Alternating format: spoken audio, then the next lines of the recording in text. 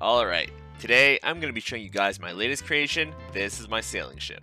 So, where did I get the idea for this? Well, I was looking at the walking mechanism that I used on my mech, and I thought to myself, I can make a sort of up and down motion, kind of like a ship sailing through the waves. So, I made this build based around that idea.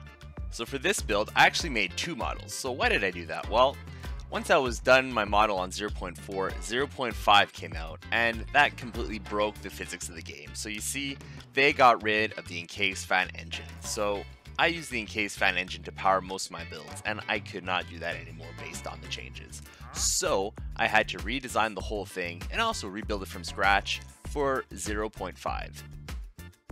What we're looking at now is the 0.4 version. It's a lateen-sailed ship made out of dark oak planks. It's a bit smaller than the 0.5 version, which I had to make a little bit bigger because of the new engine that I had to design and put into it. The original engines are the encased fan-based engines that you see here. They look like they're just going back and forth, but really, each segment is propelling the ship forward one half circle at a time. And if we go below deck, we'll find the cargo hold, where you can store all of your booty. The ship also has a copper anchor, which can be raised and lowered using a valve handle.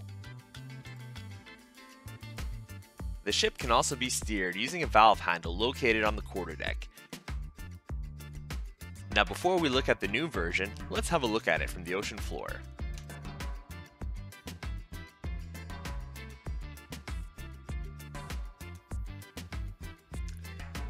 Let's have a look at the 0.5 version. This version is a bit longer because of the larger engine that I had to put into it. It's the same width, but it's a little bit taller to maintain a sense of proportion. Here we can see the new ship sailing with the same motion as the first one. Because Create 0.5 changed the way that glue worked, my old version lost all of its glue. I decided to rebuild the whole thing block by block just so I could understand which blocks were connected to which. I could have done it using the new tool, but I thought this way would be safer.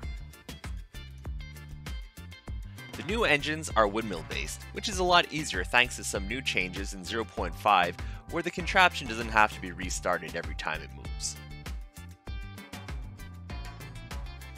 Another change that I had to make for the 0.5 update was to add an oscillator circuit for the forward motion. Previously, redstone transmitters and receivers would turn off while the contraption was in motion. This created a pulse necessary to trigger the contraption, but in the absence of that pulse, I had to create my own. I did run into a few problems while updating the ship, like right now, where the ship starts to spin because it merged with the windmill. The same problem happened again later, but this time even worse. This was because the wool from the sail became part of the windmill contraption, causing it to spin really fast.